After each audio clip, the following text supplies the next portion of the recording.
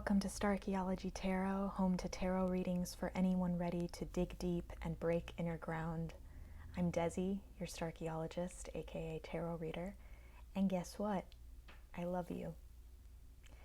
Before we begin, I want to take a moment to thank you for being an intentional member of the Star Cluster here at Starchaeology Tarot.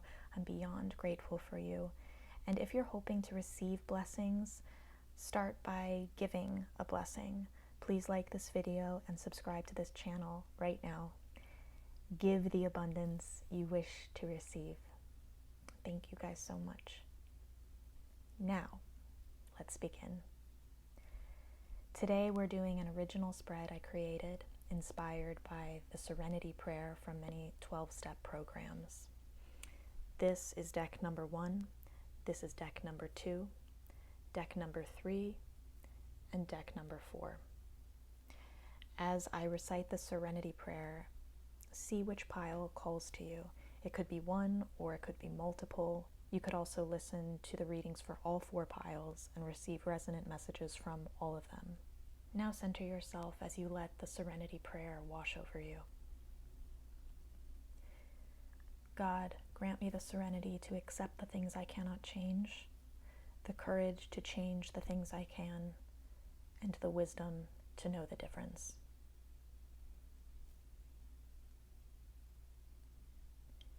When you're ready, use the timestamps below to jump to the reading of your choice.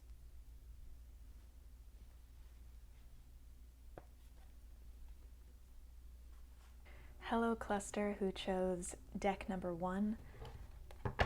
Let's jump right in and see what messages are for you at this precise moment, whenever you're finding this reading. I want to call in your guides and your angels.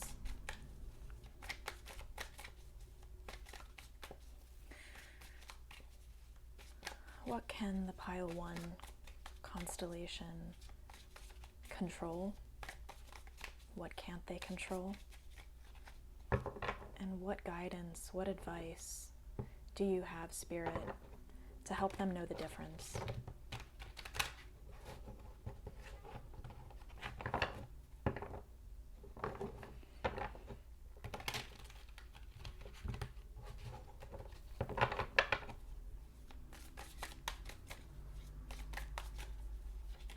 Serenity prayer messages for pile 1. Ace of Wands just flew out.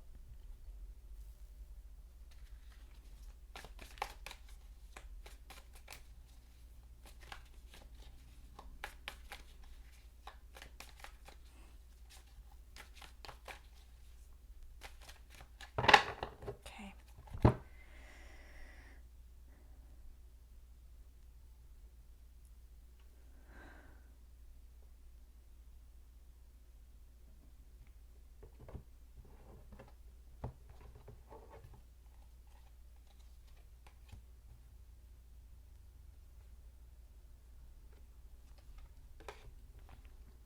Okay, pile 1, we're going to just start with these and then we'll pull some more cards. First, let's start with the Ace of Wands. This position, this Ace of Wands is what you need to, is the thing that you cannot change, that is calling for your acceptance. This is so beautiful, pile 1. What I'm hearing is that this is the spark of inspiration in you. This is the spark of creativity in you. It's the fire that lights in your gut, in the most primal part of you. It's your desire, your pure and true desires. And I see some of you, the fact that this is here, it suggests that some of you are constantly at battle with the things that you want, or maybe there's shame around those desires, or thinking like, I can't want that. I don't deserve to want that. I don't deserve to walk that path towards achieving this thing that I am desiring.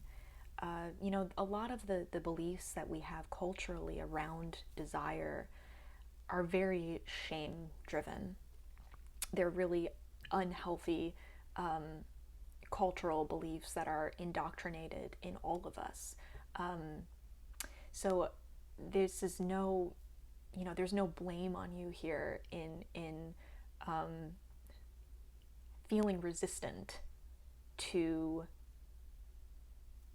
this part of you, the things that you want, the fire in you that burns, the instincts that you have, the sparks of inspiration and fire of creativity, the pull in your life. What are the pulls in your life? What do you feel is constantly pulling you that you are consistently like resisting, that you're saying no to? I shouldn't want that. I shouldn't do that. Spirit is saying here that instead of resisting those, strength is not resisting those things. It is accepting those things for what they are, accepting the desires that are planted within you as being a beautiful part of this complex being that you are. Also, maybe they're important. Maybe they're important to your journey, accepting those desires, seeing those desires as compasses as you travel, as you walk along your unique path in life and experience your unique journey, obstacles and achievements and all. Sometimes we resist desires because we think it's going to lead us down a path of mistakes or even evil, I want to say. I think some of you are really wrapped up in a very binary idea of what is good and what is bad. And your desires might be trying to break you out of that. But the truth is, sometimes desires lead us to something that might indeed prove later to be a mistake, if that's how you choose to frame it. Our mistakes are often also our greatest lessons. Often it's the mistakes, it's the failures that lead to the greatest successes of our lives. It's the missteps that help make our future steps more purposeful and meaningful and valuable. So sure, you can avoid desires if your priority truly is to avoid mistakes, but what you risk in that process is compromising the greatest growth spurts of your life. The doorways leading to the greatest potential for change. You limit the scope of your life. You limit the distance of your journey. So Spirit is saying here, accept your desires, because you're not going to change them by resisting them. Accept the things that light you up, because you're not going to beat those out of yourself. You're not going to train your mind not to be lit up by those things. It's a very deep, divine part of you that is feeling that fire, that is feeling that magnetism, that pull, that desire, and accepting that you can't change that. You can only change how you engage with these things. That is a crucial part of where you are in your journey right now. Now, the courage to change the things that you can. Queen of Swords, and it's in reverse. The Queen of Swords upright, she really looks like Lady Liberty in warrior form. The Queen of Swords upright is about prioritizing what can be understood by the mind over what is felt by the heart. She's not afraid of pain. She's not afraid of the darkest emotions of the heart if they are aligned with the truth. And she will always prioritize truth, clearest truth, even if it stings. She'd rather have clarity about her life and her emotional landscape, even if that means that the emotional landscape looks like a war zone, even if it means the emotional landscape is crossing a minefield. She has that. There's already bravery and courage built into this card. And this being in reverse shows me that for many of you, this part of yourself is blocked right now. Maybe you are prioritizing the feelings you have over your desire to align yourself with the truth or to acknowledge the truth. And this being blocked right now, this energy being blocked, all it requires is your courage to reverse it. All it requires is your courage to remove that blockage and to embody this Queen of Swords. To step into this Queen of Swords part of yourself. I see these really going hand in hand because it takes courage to accept the truth of who you really are, what fuels you, what fuels that fire within you. And it takes courage to accept. It takes courage to change the way you're behaving so that you prioritize the truth over your feelings. And prioritizing that truth means accepting your desires for what they are. So these really complement each other beautifully. Now, the advice, the wisdom to know the difference, Knight of Swords, or something that you might not be seeing in this picture. I think for many of you, what I'm sensing is that you know exactly what these are. This is very resonant. Knight of Swords, something that you may not be seeing. Or the advice, if we put it that way. I think that the advice lies in the question of the Knight of Swords, which is it better to be right or is it better to win? There's a difference. And this challenges you to reflect on how you are living out this acceptance and how you are living out this courage or rejecting this courage. Which of these is aligned, which side of each of these cards is more aligned with winning for the sake of winning versus being honest or being right.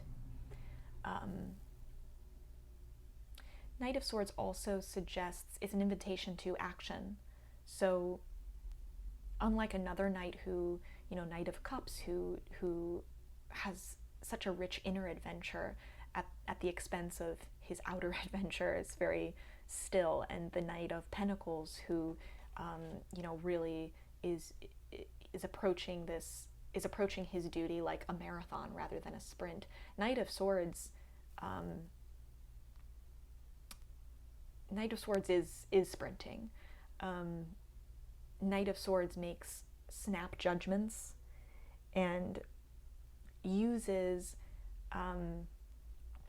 his intellect and exploring his intellect, debating, speaking his thoughts, speaking his ideas, bouncing them off other people, conflicting, really creating conflict, verbal conflict, or a conflict of ideas, clashing of ideas with other people, and using that actually to clarify his adventure, clarify his mission, clarify his way. He uses action and the information he receives from action to fine-tune his future action. He figures things out through action. He figures things out through speaking, through verbal conflict, through debate. So that might be something that you are in general resistant to or not doing. Maybe you're burying things. Maybe you're really keeping things internal and not really taking action or not speaking your mind or your opinion, your quick judgments, even if they ultimately prove wrong. It's almost like you need to speak them in order to engage with them. And that is a crucial part to accepting what you cannot change and really becoming courageous to change the things that you can. I want to pull just 3 more cards to clarify these a little bit more. Six of discs, five of discs. Oh my gosh, all pentacles. This is so interesting. That's really, so that tells me that these cards, accepting what you cannot change and embracing the courage to change what you can, and the advice, all of these things, if you're able to really internalize this and make these changes in your life, they're going to manifest in very real, literal ways in your life, and really in the physical world, in your physical experience on this plane. If you were having trouble figuring out what this is, what this desire is, it may have something to do with certain power dynamics within a relationship, or just the act of giving versus receiving. How much are you giving versus how much are you receiving? Do you focus more on balance than what you need? Sometimes there's a natural imbalance in a symbiotic relationship that ultimately is actually more balanced than keeping things perfectly equal. It's an interesting look at natural power dynamics in a relationship and people finding what their niche is or what role they're playing. And the roles may not be equal, but ultimately it creates a balance in the relationship. The fact that this has to do with following your desires, accepting the things you cannot change, accepting your desires, it makes me wonder if that desire has to do with you in relation to something else, or you on the giving end or the receiving end of something else. It also could do with you accepting other people's desires that are projected upon you and prioritizing those over your own. You know, it's almost like a big issue with power dynamics often is filling the space that other people tell us we can fill. Really thinking about our own existence only in the context of someone else's lens. And those are often, that kind of projection is often due to the limits of a certain power dynamic that keeps the peace or protects the status quo. It keeps the balance within a power dynamic. This could be challenging that balance for you. Your desires may be encouraging you to step outside of that space that someone else is projecting onto you, saying like, actually what I want to do is more than what you're allowing me to do, or what I want to be is different than what you are allowing me to be. So in case that wasn't resonant, that could be a clue. Queen of Swords, and it's being clarified here by the Five of Pentacles. This courage to accept the truth, even if it's painful, may have something to do with a scarcity mindset, a fear of not having enough, not being enough, losing everything, you know, abandonment issues. Five of Pentacles, it can indicate a real poverty crisis, you know, some kind of loss that you're experiencing, maybe it's trauma from a past loss that you have, trauma from not having all your needs met, but really it's more internal. It's more about your mindset than the truth. This person is floating in heaven, and yet they feel like they're starving, but they have this abundance of the universe, of all this color, like endless potential around them, and they put themselves in a box in which they are starving. It's more the belief that you're starving when actually abundance surrounds you. The fear of not being enough, of not having enough, of losing everything is really playing a big part in your struggle to be courageous enough to prioritize the truth over your emotions. Maybe the emotions you're acting out of, that you're reacting to, are these scarcity mindset driven emotions. It's survival. It's your actions are driven by the need to protect yourself, to survive, regardless of what the truth is. Knight of Swords, and it's being clarified by the Ten of Discs. This is such a beautiful reminder. I mean, amazing to see the card of scarcity, and it's next to this card of material abundance and wealth, something so much bigger that it lasts generations. It's like this mark of generational wealth and comfort, and feeling like all of your needs will always be met. This safety and security in material needs being met is very linked to your willingness to speak your ideas, to debate, to clash verbally or thoughtfully with someone else, to speak your mind, to be less precious about your words, or even just your plan of action. It's like you need to get your hands dirty a little bit. You need to just take action and jump into that adventure in order to reach this sooner, in order to also fine-tune what this looks like to you, instead of keeping it some vague dream. It requires really specific thoughts and actions to bridge the gap between this being a dream versus a reality. I hope this was helpful. Pile 1, thank you so much for joining me for this reading. If you haven't liked or subscribed, hit those buttons. I'd be so grateful. And check out my Patreon if you want to support this work for as little as $3 a month. I love you very much. Watch more readings if you feel called to. Watch other piles. Use the timestamps below. Thanks. Hello, Star Cluster, who chose pile 2, deck number 2. I'm going to call in your guides and your angels and ask that we know what you need serenity for, what you need to accept that you cannot change, as well as what courage you need. What can you change? What is the thing that you can change?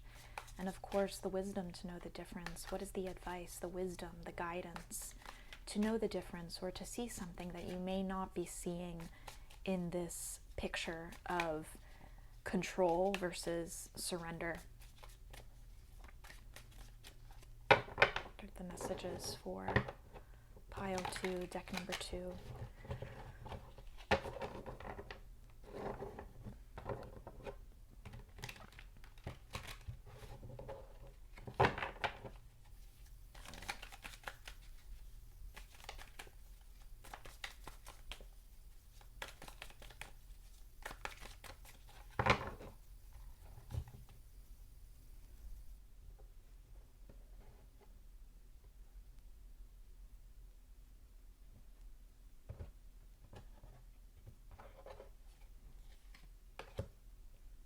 The Devil, Ten of Swords, and the Ten of Discs. Wow. 10-10. Okay, we're going to start with these, and I will pull a few more to clarify a little bit further. So this is so powerful. Pile 2, wow, the Devil in needing the serenity to accept what you cannot change. The Devil. I'm getting some different messages for different members of the constellation, so please listen up and listen through. Some of you, the thing that you need serenity to accept in yourself is the part of you that identifies with being an outsider. The part of you that is different from others, and maybe you're blamed for something, for being different in that way. The Devil is the questioning mind. You know, the Devil is self-will versus societal will. And sometimes it's really important to honor that self-will, because guess what? Sometimes society isn't right. Sometimes society is on the wrong side. So being the devil's advocate just means questioning the story. And if the story can withstand rigorous critical thinking and rigorous questioning, then you can deem that story worthy of your loyalty and belief. But if it doesn't, then thank goodness you listened to the questioning part of yourself.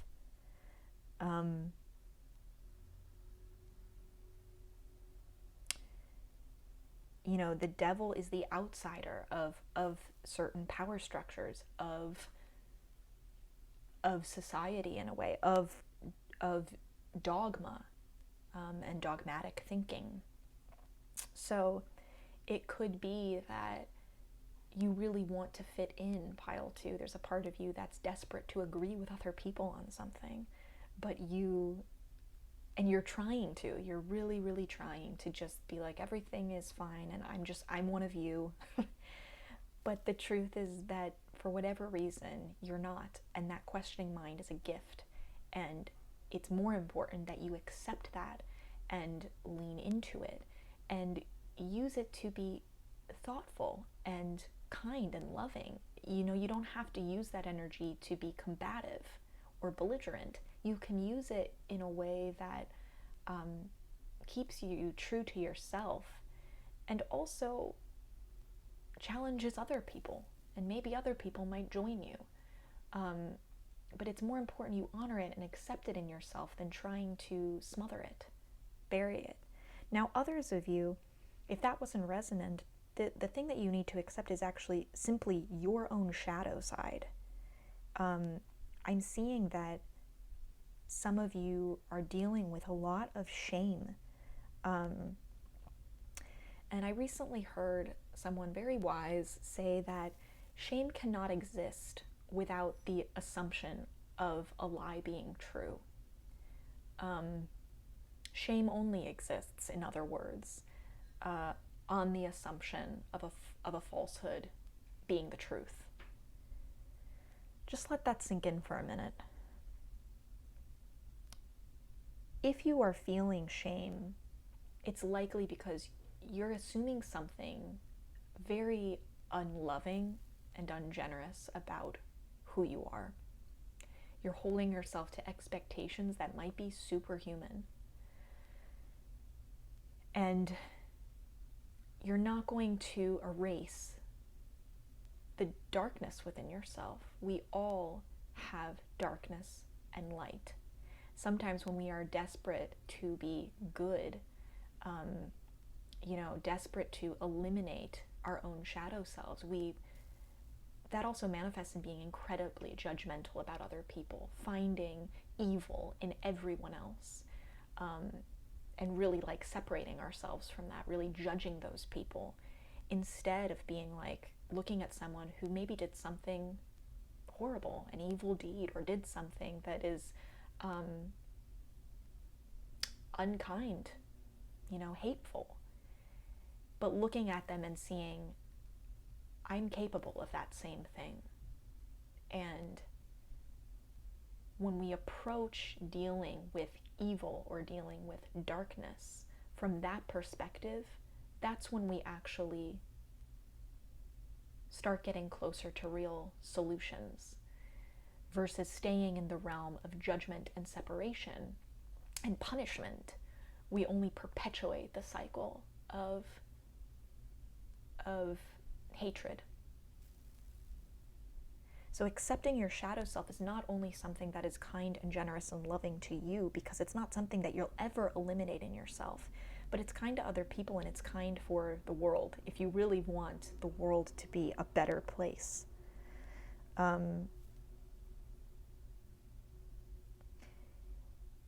This is really inviting you, pile 2, to just face the parts of yourself that you have deemed bad, that you think are worthy of shame, and to really reassess that.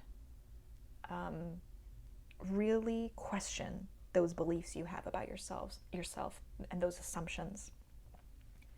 And see if there is a better way to frame that, where you are accepting of your shadow self, and still, but still driven to improve. That's really the sweet spot, like being forgiving, being accepting, but that doesn't mean being tolerant of doing something that you now understand is wrong or isn't aligned for you. Now, 10 of Swords, the courage to change the things that you can. 10 of Swords represents an ending.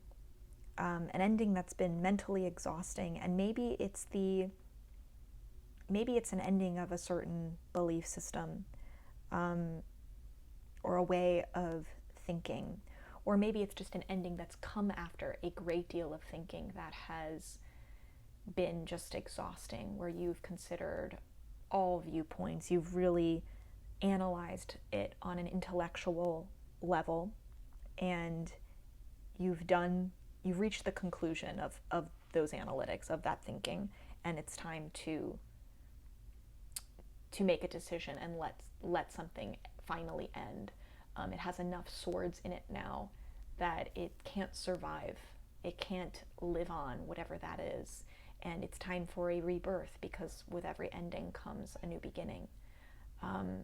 This ending in particular has been maybe a long time coming for some of you. And to resist it is to resist something inevitable at this point, or to try to extend something that's inherently, or something that's irreparably broken. So it's better to embrace the 10 swords stuck in it at this point, and really face the reality of that. It's taking courage. It requires your courage to see what that is. It requires your courage to surrender to that ending, to see what is ending, and move with this natural flow, rather than resist it. Accepting that ending, it's taking courage to accept a certain ending and surrender to it, and then we have this, this serenity to accept what you cannot change. How are these things linked for you?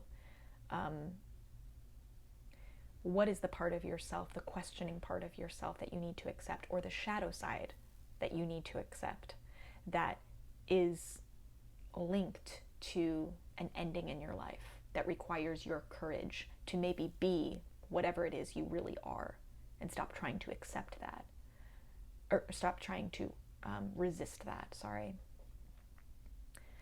10 of Pentacles is the advice. What you can't see here is the abundance, the material abundance that either you have right now or that awaits you. There's something about this, stepping out on a limb, being ostracized by other people, accepting your shadow self, and also ending something, finishing something that is dying anyway, that needs to end. It's very linked to abundance greater than the sum of its parts for you. It's linked to real earthly security, material security, stability, something that you can rely on. Maybe it has to do with something as literal as your home, or your finances, or your job, or your physical family unit. But the abundance of that, the wealth of that can extend far beyond just your generation. I mean, really, this is abundance on steroids. It's the power. It's the kind of like earthly security that we all dream about. It's very linked to embracing this ending, the courage to maybe give the final blow, to say, this is done. I'm done with this. And also the serenity to accept the part of yourself that is inherently linked to this ending. Maybe it's a part of yourself that you are ashamed of, that you're trying to reject, or that doesn't fit in to the common narrative. Let's pull a few more cards. If you are not sure what this is, I want to just give you a few more hints. The Tower, it's in reverse. Wow. The High Priestess in reverse. And the Two of Wands. Amazing. Fascinating. The Tower actually comes after the Devil in tarot. It's card number 15, card number 16. The Tower can, in reverse, can mean denial of a major destruction that has already happened or is happening. So this is really similar to the Ten of Swords. The courage to step into this change, step into this ending, and then here we're seeing resistance to some kind of major destruction, something falling apart. The Tower always is, even more so than this. Well, this is like mental surrender to something, or a big mental ending, a shift in beliefs, a shift in thinking. This is surrender to a big change in general. It doesn't even have to be mental. It can just be anything.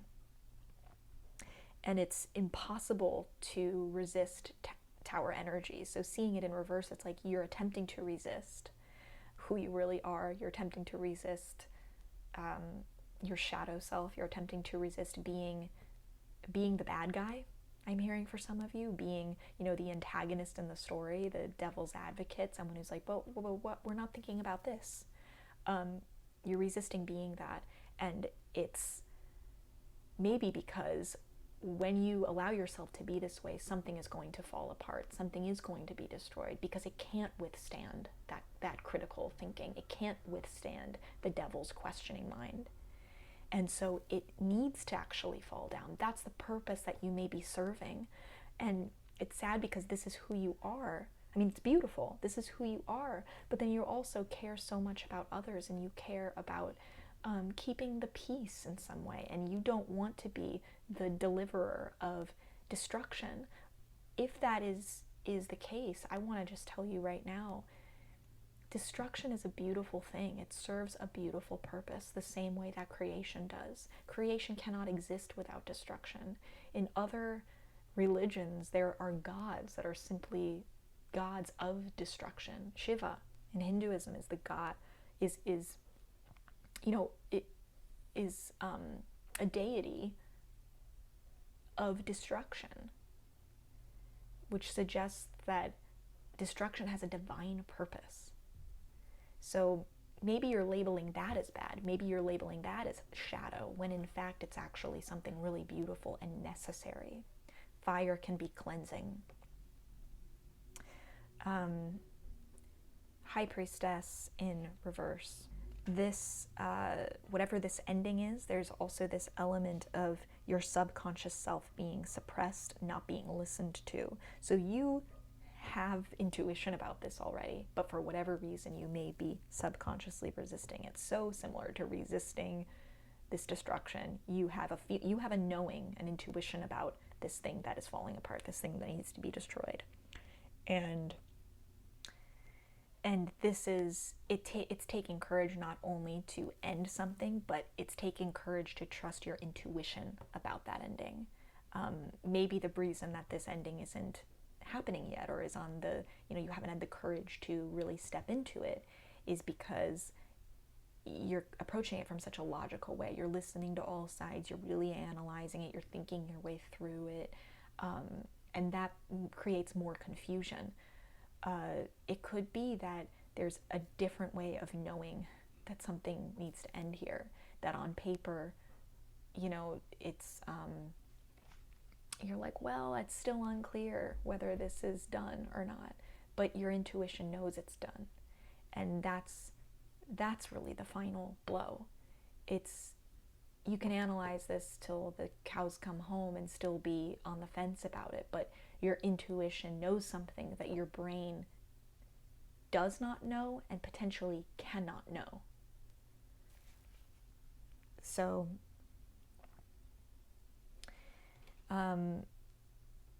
this just shows, your subconscious kind of being trapped behind the veil of consciousness and is being suppressed in some way. Along with that knowing, that intuition, comes untapped feelings and even secrets that you may be keeping from yourself. It's like your highest self, your own high priestess, the deepest part of your divine knowing that rules the realms of the mysterious and the unseen and the spiritual, the things that we cannot quantify on earth. That part of you is speaking out to you. There's feelings that are there, and you are just keeping the veil closed. You're keeping that door closed. Two of Wands to clarify the Ten of Pentacles. So whether this is what you're not seeing, the abundance, or the advice, however you want to interpret that, the wisdom to know the difference. I want to say too, if we interpret this as wisdom to know the difference, this is like how to tell,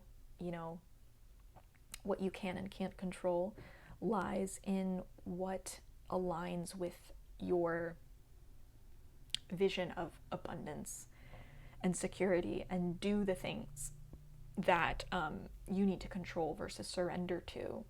How does that serve this vision of abundance?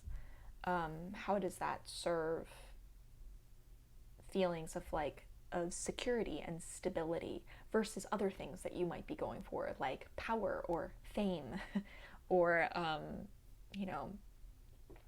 you name it. Sometimes goals of the ego can misguide us. This is your highest guide for this situation, is what is going to take care of me, what is going to nourish me and the people that I care about. That should be the biggest decision maker, because then we have the Two of Wands, which is about making a decision about a plan of action, like setting out and starting to plan something that really lights a fire in you, that really guides you.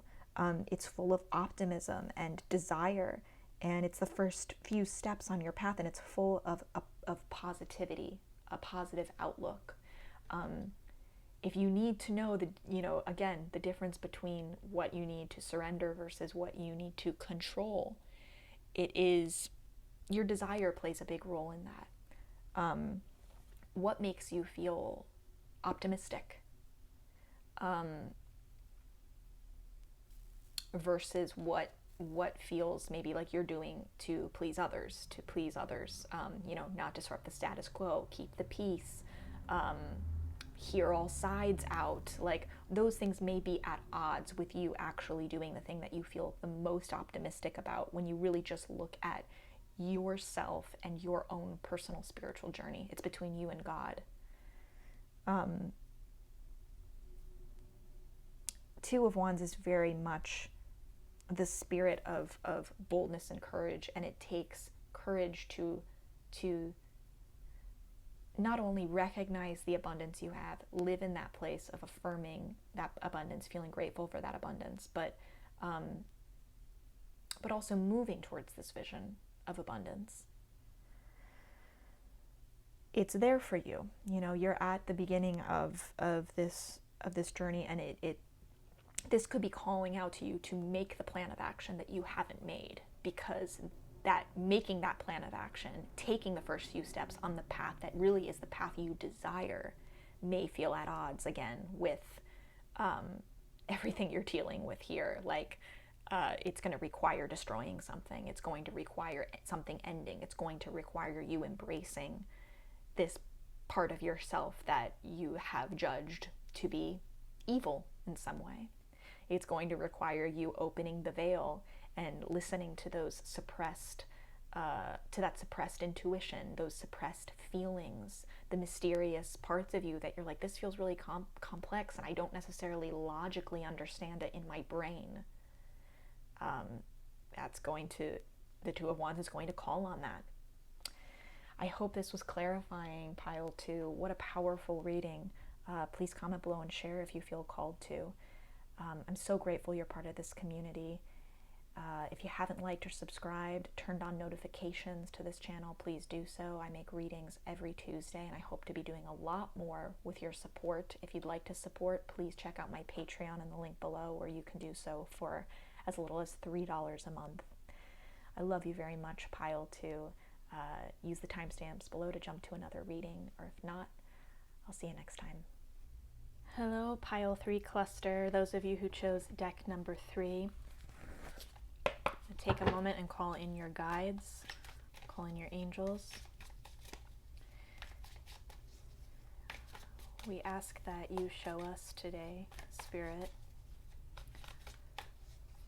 what pile 3 needs serenity to accept, what they cannot change, what they need to accept, what courage they need to change, what can they change, what is in their control to change, and of course, what wisdom, what guidance do they need to understand the difference.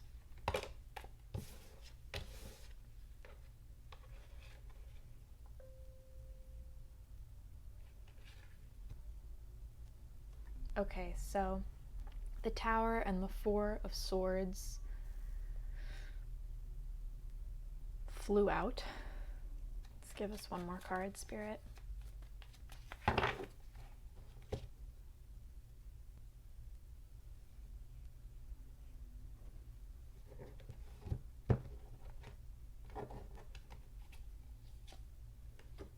Queen of Swords, upright. Wow. Okay, we'll pull some more in a bit, but let's just start with this pile 3. So, the serenity to accept the things you cannot change. There couldn't be a card in tarot that better represents that line. The Tower is all about surrendering to something we cannot change, specifically destruction, something falling apart.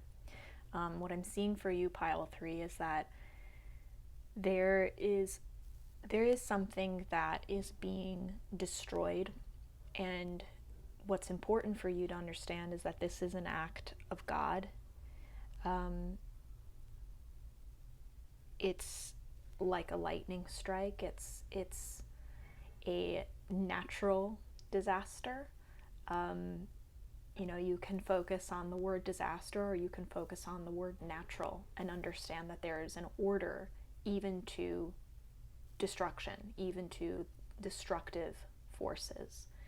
The duality that's in the Tower card is so beautiful. We see the light and the dark, and understand that creation can't happen without destruction.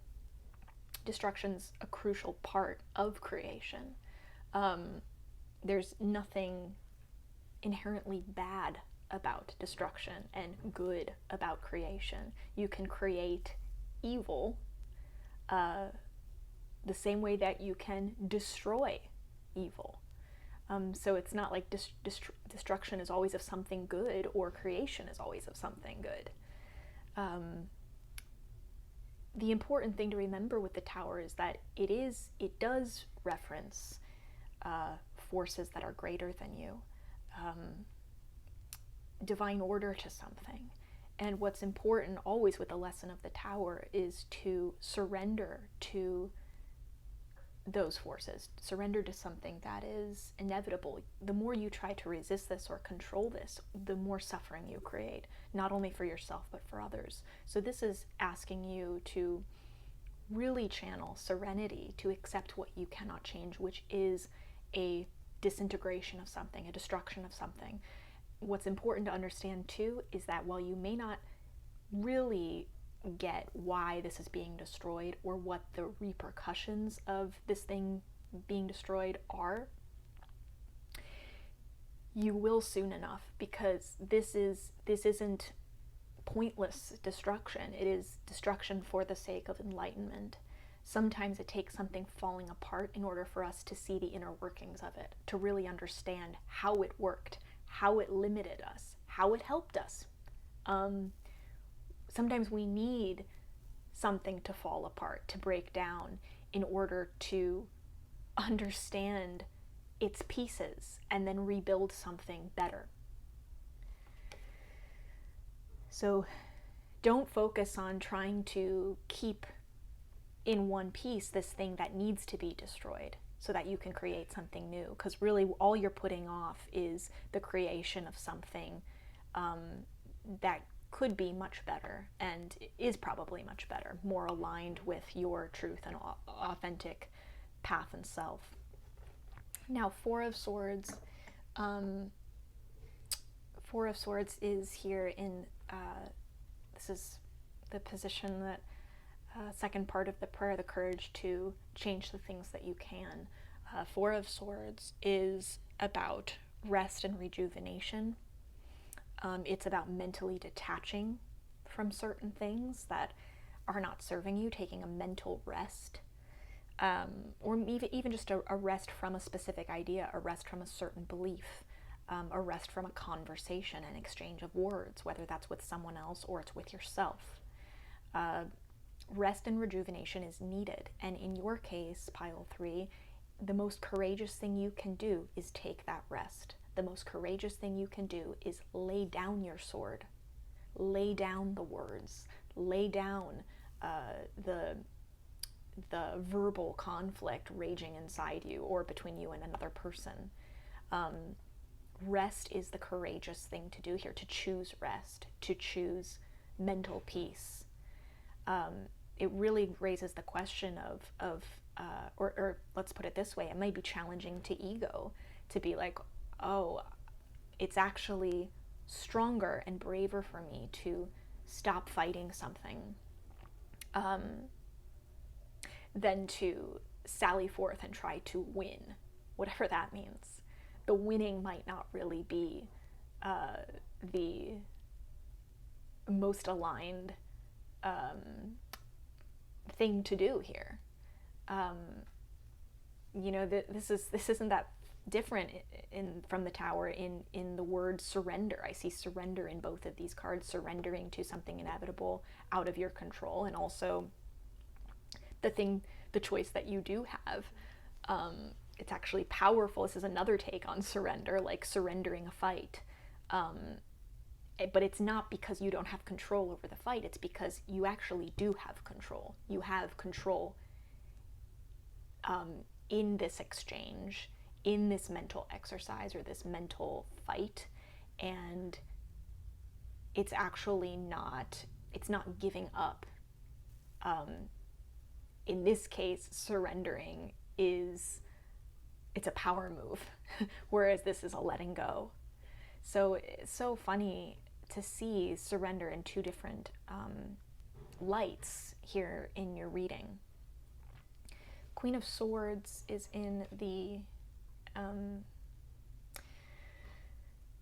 advice position here, the wisdom to know the difference of what you can and can't control. Maybe it's discerning those different types of surrendering.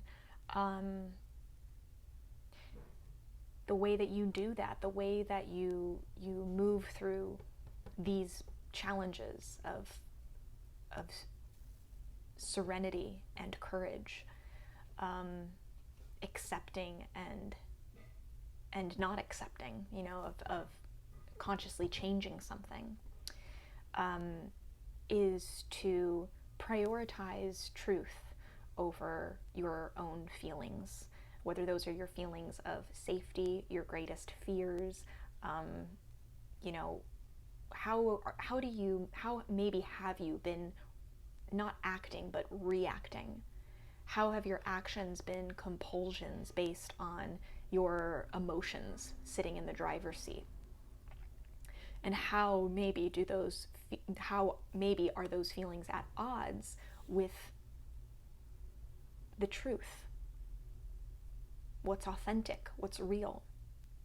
the Queen of Swords doesn't shy away from the truth even if it creates a painful emotional landscape. She'd rather embrace the truth and walk in the truth, walk in the light of the truth, than keep things emotionally comfortable for herself. The Queen of Swords, in her most elevated state, takes pain, the pain that she feels, wounding that she feels, hurt, grief, sorrow, all darker emotions, anger, fear, and she transmutes those things into wisdom. She uses those things to help her live more truthfully. She doesn't use those things to limit herself or victimize herself. They become tools. They become her sword. It becomes the way that she moves forward in a stronger way. It doesn't keep her afraid either of moving forward. Sometimes when we acknowledge the truth of something and it's very painful, it can make us jaded. You know, it's like we become like what we think is being a realist, but she's not that way. She's not jaded at all. In fact, she uses pain to expand herself. She still is running at life. She's not isolating herself just because of the depth and breadth of her past painful experiences. So when you're trying to discern the difference between what you need to accept and what you can change, think about what is aligned with truth. Put feelings aside, actually, in this scenario, because your feelings may be reactive, they may be compulsive, they may be coming from your ego's desperate attempts at survival and feelings of safety and security, which, let's have empathy for that too. Let's have empathy for our sweet egos trying their best to protect us. But that doesn't mean that the ego is aligned with what's actually true and right. It's a defense mechanism, it's a survival mechanism, it's primal. And sometimes that primal system is on autopilot, and it's doing its best, but it's not. Sometimes its best isn't always accurate. Let's pull a few more cards here. Ten of Swords. Wow, this is crazy. There's a lot of cosmic. I think everyone cosmically is going through some similar things, because these have been in other piles, which is really crazy. The Moon and, wow, the Magician. Okay, so you have 3 major arcana cards here.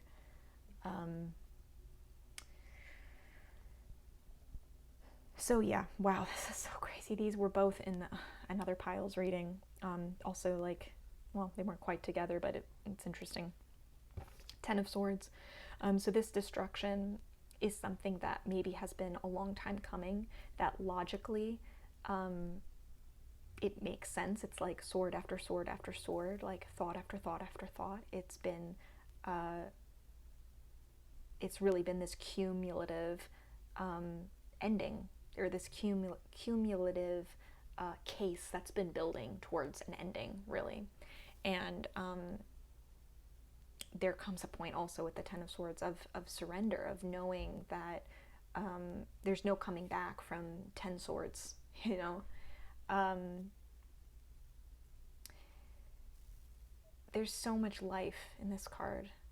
This act of destruction, there's an egg at the middle, and it's surrounded by these blossoming leaves, this blossoming vine. If there's anything that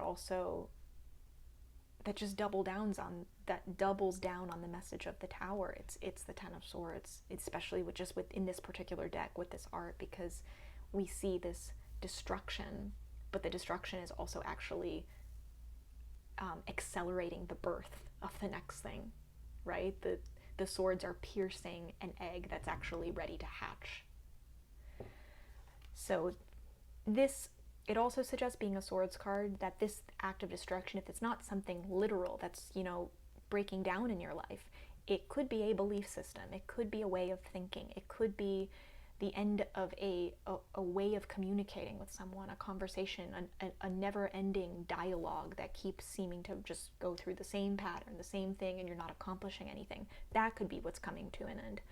Or it could be that dialogue with yourself, a conversation, a pattern that you just keep reliving, replaying, going through. It's like ticker tape, and that's the thing that is coming to an end, and it's inevitable, the ending. Four of Swords. Oh, I see. So this, for some of you, the reason why taking a rest from something takes courage is because it forces you to look more deeply into your subconscious. It takes your focus inward as opposed to outward. It's really easy when we're fighting to be so outward focused that all the blame that we are dishing out is on others and not on ourselves. Or another way of saying that, blame is a harsh word, but the accountability it's on other people always when those words are constantly going out. Or even inward, like maybe you are the one who's receiving all the blame and the words are a conversation that you're having with yourself. But when you stop that conversation, then you can go beyond it. You go deeper beyond just the berating, the self-negative talk. That actually opens the door for you to peek beyond and see what's deeper than that. What's rooting that? Why are you having those discussions with yourself? Why are you engaging in this conflict, this inner conflict or this outer conflict? What is that a distraction from?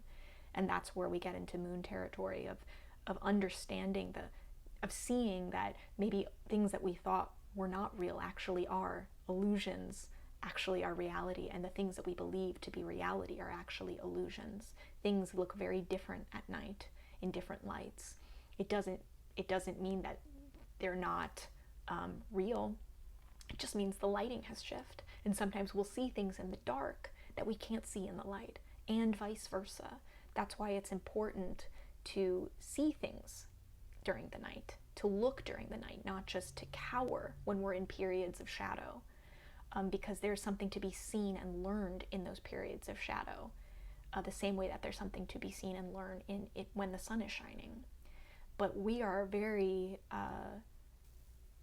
trained to hide, in periods of darkness, to isolate ourselves, to numb ourselves. We don't want to face certain things, and really we think we're like saving ourselves from pain, but what we're actually saving ourselves is what we're actually saving ourselves from is discovery. So there's discovery to be had in this rest and rejuvenation, and it takes courage to rest and put the mental swords down, because those swords are a distraction. Those words are just a distraction. Putting that to rest creates the space and the quiet to actually see what's at the root of it, and have those deeper, more serious discussions with yourself or with someone else. The Magician, clarifying the Queen of Swords. This just shows me that this is so inspiring and encouraging. Pile 3, focusing on the truth, prioritizing the truth, even at the expense of your feelings, is the thing that unlocks unlimited potential for you, unlimited possibilities. We think that prioritizing the truth will limit us in some way because we'll be limited by the pain that we feel, the pain and the grief that we feel, when actually feeling the pain is what liberates us. Because we face fear, and then there's nothing that stops us. We're facing the thing that we're afraid of. We're choosing to feel and look at that pain, examine that pain, because we prioritize the truth. And when we know the truth, and when we've conquered the fear of looking at, conquered the fear of feeling the feelings, that's when we're opened up to then so much more possibility, because it was the resistance to this that kept us small. Anything is possible for you, Pile 3, when you're able to prioritize truth over emotions, and not be afraid of any emotions, not let certain emotions limit you, but see every emotion across the entire spectrum as a tool for empowering yourself and enlightening yourself. That's when you become a vessel of action between heaven and earth. That's when you really can manifest whatever potential you choose, and all those tools are at your fingertips. It's like, another way of looking at this is the magician has his hands tied behind his back when he's not embracing the truth at all costs, when he's not aligning himself with his most authentic self. It's like trying to make magic, and your hands are, your hands are tied. It makes the trick obviously a lot harder when you can't use sleight of hand to make that magic happen. It's just like working magic, but with a handicap, a major handicap. So why do that when you have the exact recipe you need to free yourself, to make sure all tools are available to you, all resources are available to you, even if you have to feel a little pain or have to face some uncomfortable feelings to get there. This is really inspiring, Pile 3. I hope this was resonant for you. Feel free to share below. If you haven't liked or subscribed to this channel, please do so now. Turn on those notifications so you're notified every Tuesday when there's an opportunity for you to feel supported and encouraged like this. I don't want you to miss a single opportunity to feel supported by tarot. And if you want to support this work and make sure that there is more of it, a consistent flow of it, please consider becoming a patron for as little as $3 a month via the link below to my Patreon. Check out other timestamps if there was another pile that resonated with you. Wishing you all the best. I love you very much, Pile 3. Hello, Pile 4 cluster. Those of you who chose deck number 4. And take a moment and call in your guides. Call in your angels.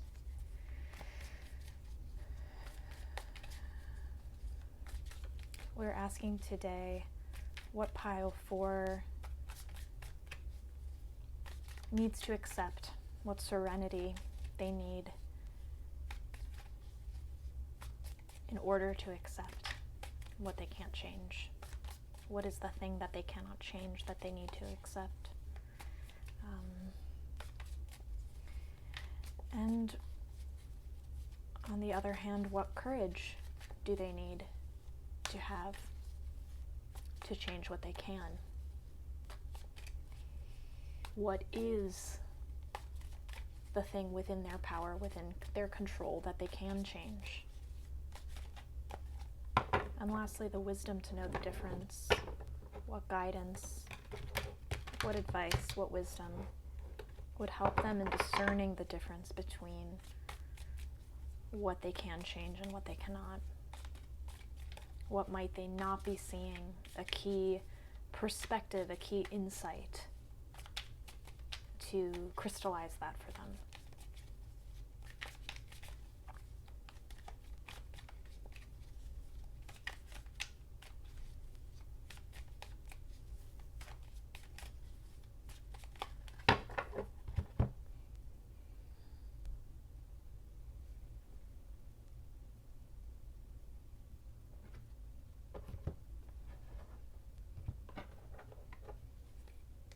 Pile 4. Princess of Cups in reverse. The Moon. Wow, I cannot get over how many repeat cards we have in all 4 piles. I mean, it really makes me wonder, cosmically and astrologically, where you all are and where you are all overlapping, because it's really fascinating. So we're going to start with these 3, and then I will probably pull 3 more clarifying cards. What I'm seeing for this card is the thing that you have to accept, something you cannot change, is someone's lack of compassion, whether it's yours or someone else. Maybe it's not a lack of compassion, maybe it's a lack of feeling grounded in the material world, nurtured, like emotionally, like feeling emotionally stable, emotionally nourished, emotionally taken care of, and also fulfilled by relationships with people. You know, cups rules emotions, it rules our relationships, it rules fulfillment. It could be accepting someone's lack of fulfillment currently, again, whether that's yours or someone else's. obviously, if this is someone else that comes to mind for you, it's a good lesson to just remember we can't change anyone else. It doesn't matter who they are. There is no changing other people. We can change how we engage with those people.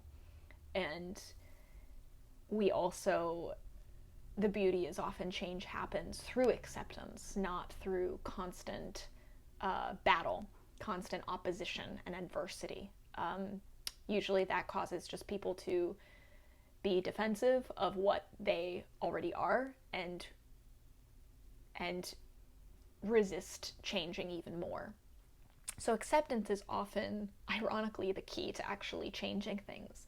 But also, we should never have any expectation that things might change, even through accepting something. We accept someone because it frees us, because it frees us from our own shadow selves that keep us feeling unsatisfied, upset, disappointed, unsatisfied. That's why we accept. That's why we forgive. Those two things are the same, one and the same, different words.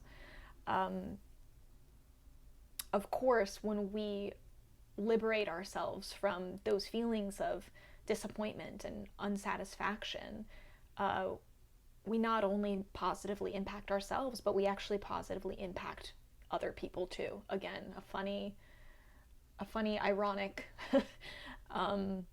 law of the universe.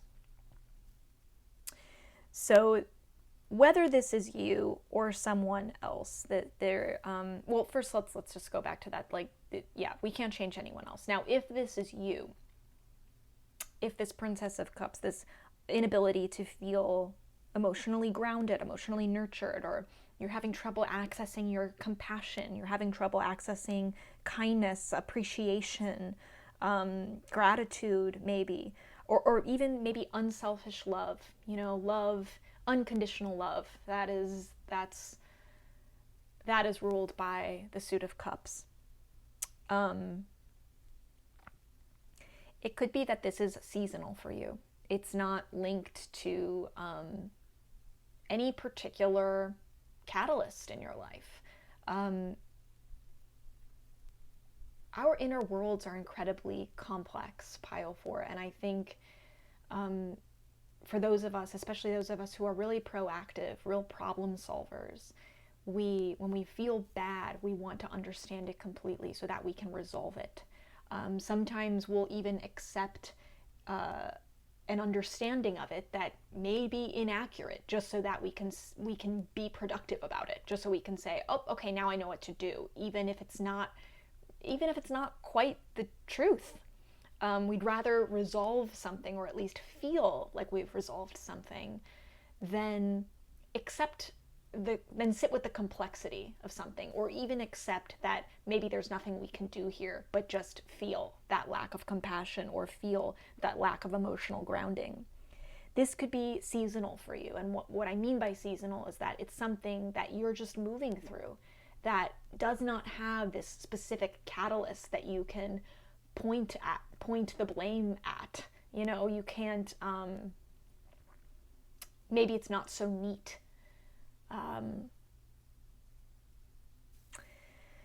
And for whatever reason, this could be just your shadow that needs to be acknowledged right now, that needs to be heard, not pushed under the rug. But rather, it's a time where this Princess of Cups in reverse just needs company. She needs to be heard. She needs you to sit with her, and really feel that lack of compassion, feel that lack of grounding. Don't be so desperate to resolve it so that you don't have to feel it. This is something that just needs to be accepted. On the other hand, some of you maybe do have a very real reason you're feeling this way, and so not accepting it is almost denying your circumstances. And how unkind is that to you? You have a right to feel the feelings that you're feeling, whether you can understand why you're feeling them or you can't. But especially if you know, if you're like, I have every reason to feel, to be struggling to feel compassionate right now, or I have every reason to feel emotionally unanchored, or not nurturing, or like I don't want to connect with other people, or unfulfilled in relationships, whatever it is, I have every reason to feel that way. So let myself feel it. Allow myself to feel it so that I can learn something from it, so that it can speak to me, so it can educate me. Don't be so desperate to silence it, reject it, just because it's uncomfortable. Now, the moon is, this is what you can change. Wow. Fascinating, because I think this card, often we feel out of control with the moon, because it is, it rules the subconscious, and it feels almost like counterintuitive to be like, well, I can't control my subconscious. That's kind of the whole point of it being the subconscious. But I think that another way to think of the moon is the unknown. It's what's unknown. It's the mystery of the subconscious self. It's the darker self. If we think about the parts of ourself being the sun and the moon, the light, the day and the night. We all have a dark side as we have a light side, and this is a good reminder that you can engage with your shadow self. You can engage with your subconscious, the dreams, the dark night of the soul that you might be having. You can engage with your fear that you have, the nightmares that come out when you're in shadow. And you don't have to avoid them. Let me put it this way. Some of you avoid them because you assume that you will become its prey. You assume, well, if I can't face that, I can't face that fear, I can't face that nightmare, I can't face that that truth that my subconscious keeps whispering to me, or even, or that lie, because I won't be able to withstand it. I will fall victim to it. And it's that assumption that keeps you running from this pile 4. It's that assumption that keeps you always an arm's length away from your subconscious, from this unknown, this scary unknown, the mystery, the shadow side of your shadow. But what would happen if you didn't, if you question that assumption? What would happen if you said, actually, maybe I wouldn't fall victim to it? If I engaged with it, maybe something else could happen.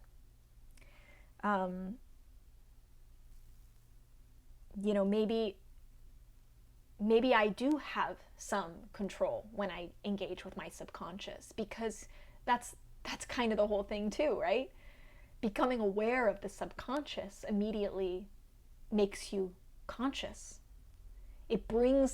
Engaging with the subconscious brings things from subconscious darkness into conscious light. So simply the act of engaging with your subconscious, being curious about your subconscious, moves those things out of the subconscious, meaning you immediately defang those things from having the power to control you without your knowing. And they come into the realm of your control. So why not? There's nothing to be afraid of engaging with this part of yourself. It's the most empowering thing you can do. And it takes courage. It takes courage because it's much easier to just run from the thing that you feel you can't control. And by running, you're being controlled by it.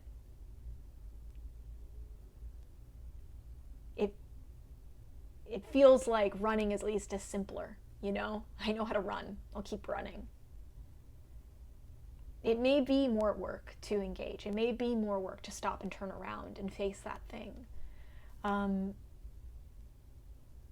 But with greater risk comes greater reward. And that's that's what your guides are asking of you right now. That's what you need courage to do. It could be that the thing that you are running from, the shadow side of yourself, has something to do with you not feeling emotionally stable right now, or you feeling detached from your compassionate, kind self. And that could be why you are resisting this, why you're not accepting this part of yourself, because it takes courage to face that part of yourself. Then we have the devil in the wisdom position, the wisdom to know the difference, the advice, the guidance. The devil in this deck especially, I love this artist, I love this deck, and it makes me think often of the devil in a different way. The devil is independent and often an outsider, and it's lonely being that independent. It's lonely being an outsider, and often we make decisions just to avoid being the devil's advocate. We don't want to have a questioning mind. We don't want to think critically for fear that it might ostracize us. It might separate us from the group. But the truth is, every story needs that person. Every story needs someone who does have the questioning mind, whether it's the antagonist or the protagonist. Light and dark serve equally important purposes in progress, in growth. And sometimes we're so afraid of being the bad guy that what we actually end up doing is serving the preservation of the status quo, which is rarely perfect, which is rarely as good as it could be, and is often enabling and extending harmful things, just as it also is extending kind things and loving things. I think this being in the guidance position, the wisdom to know the difference, like the wisdom that you need in facing this situation, the message truly is to see the questioning mind as something that is powerful. And the truth is if it's coming from a place that is not aligned with love in you, maybe it is coming from a place of fear, then the thing that is withstanding your questioning will crumble. Sorry, no, I got mixed up in my head. If it's coming from a place of fear, not love, if the questioning truly is coming from a place of fear, then the thing that you're questioning will be able to withstand it. It can withstand rigorous analysis. Even if you are coming at it from a very fearful position, it'll teach you more than about yourself and your own fears than it will about that thing that you're questioning. Vice versa, if your questioning mind, if your outsidership is coming from this true, authentic place of love, then the thing withstanding your questioning will crumble. Because it will crumble if in the face of love. That's coming from an authentic place, that you're really seeing problems with it. You're really calling out these problems, and it's coming from this legitimate place of light. And you'll be able to poke holes into that dogma or that structure, that way of thinking, even if it's the most popular position or the most the largest institution, something that so many people are a part of. If it can't withstand loving questioning that's really rooted in light, then it's good that you're doing it. Let's pull 3 more cards to clarify, just to give you a few more hints, if any of these weren't resonant. Strength in reverse, to clarify the Princess of Cups, Nine of Cups in reverse, to clarify the Moon, and the Six of Wands upright. Okay, so Strength in reverse, Princess of, plus to clarify the Princess of Cups. I see this, whatever this non-acceptance is, the thing you're having trouble accepting, this person, whether it's yourself or someone else, a lack of, this person who has a lack of compassion or emotional grounding, it's very much linked to depression that's rooted in denying your truest self, including the most wild parts of you, the monsters within us. We all have monsters within us. We all have a lion that is roaring, and most of us spend time running from that lion within us, or trying to wrestle it to the ground with brute strength instead of taming it, instead of coaxing the lion, learning to control that lion, almost as an equal, as a friend, taming it with gentleness and loving kindness. That's the biggest test of true strength, not outward force, but rather inner resilience and inner gentleness.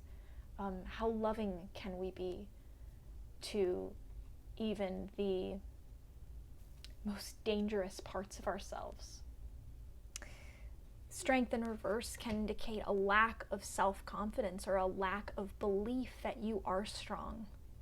And that's very linked to this lack of compassion, this lack of emotional grounding. So I feel like this is like, if we're peeling back the onion, that this really at its root is about this lack of self-confidence, or your sense of self-worth being out of balance, your sense of inner strength being out of balance, how you think of yourself. Do you think of yourself as weak? Do you not think you're capable of that kind of strength? Because that is the part of the illusion that needs to be examined. That's part of the darkness that needs to be faced, and understood and listened to, so that then you can engage with it and change it, not just continually running from it and continue to be controlled by the beliefs about yourself, by your lack of self-worth. The Moon being clarified by the Nine of Cups is really interesting. The courage that you need to have to change your subconscious mind, to engage with your subconscious mind. It's somehow linked to wish fulfillment for you. Not prioritizing your wish fulfillment, not prioritizing your emotional needs, your personal fulfillment and contentment. Maybe what you prioritize is the contentment of others, or pleasing others, people pleasing, chronic people pleasing, or trying to earn certain titles, certain achievements, because that makes you look fulfilled in the eyes of others, but not really personally fulfilled. So this fear of facing your subconscious, it could be that is the fear that you're facing, is the ways in which you have deprived yourself of personal fulfillment in your life, allowing yourself, maybe you think that as selfish. Maybe you think of it self-centered, or you have some kind of false belief around what it means to pursue your dreams, your own personal dreams and goals. What it means to have a wish and try to make that wish come true for you, just for the sake of your heart, not anything else. Does that make you cringe? Does that make you feel nervous? Does that make you feel afraid? Or like, what's coming up for you when I say that? Do you think you're worthy of blessings, of emotional well-being, spiritual upliftment? Do you think you are worthy of being truly, deeply content? And I say content over happy because I think a lot of us think of happiness as like this high. It's like a high, like, oh, you know, when I achieve this, I'll be happy. And it's really, it's not that kind of happiness. It's long-term happiness. It's a peace. It's an inner peace and contentment that isn't about the highs or the lows. It's the default, and it's a really, really deep well of personal fulfillment that doesn't come even necessarily from any outer condition in your life. How is that linked to what you're avoiding in your subconscious? I guess is my question for you to really think about. 6 of Wands. Wow. 6 of Wands paired with the Devil here. Guidance. Pile 4. You are doubting yourself. You are doubting your self-worth. You're doubting your strength. You're doubting your abilities. You're doubting that your subconscious could be on your side, or that engaging with your subconscious is actually engaging with a part of yourself, not an enemy. You know, I see you as being so on the defense, pile 4, when in fact, you can be victorious in all of these challenges. The 6 of Wands, the card of victory, the card of coming home the hero from a battle. And it's paired with the Devil. So that part of you that feels like the outsider, that part of you that maybe you're the only one who's playing the devil's advocate, who's thinking critically about something, who's questioning something. This is like saying that part of you is right, and have faith in the part of you that is right. Have faith in that. I mean, you don't have to be righteous in a way that is condescending, but you can stand confidently in knowing that your heart is in the right place and your actions are rooted in the right place. If you needed encouragement to be able to navigate what needs to be accepted and what needs to be changed, it's knowing that the potential for victory here is unmistakable. It's yours for the taking. It's just a question of whether you actually choose to tackle this hard work of accepting what you can change and having the courage to change what you can. I hope this was helpful, pile 4. Feel free to comment below and share what's going on for you. I love to hear from you guys. If you haven't liked or subscribed, please do so. Please turn on those notifications so that you never miss a chance to feel supported, uplifted, encouraged by these readings. They come out every Tuesday, and I want to make sure you're here. And if you'd like to support this work and help me do more of it and guarantee that I continue to do it, please consider becoming a patron for as little as $3 a month in the link below to my Patreon. I'm very grateful for you all. I love you very much. I'm rooting for you as always. See you next time.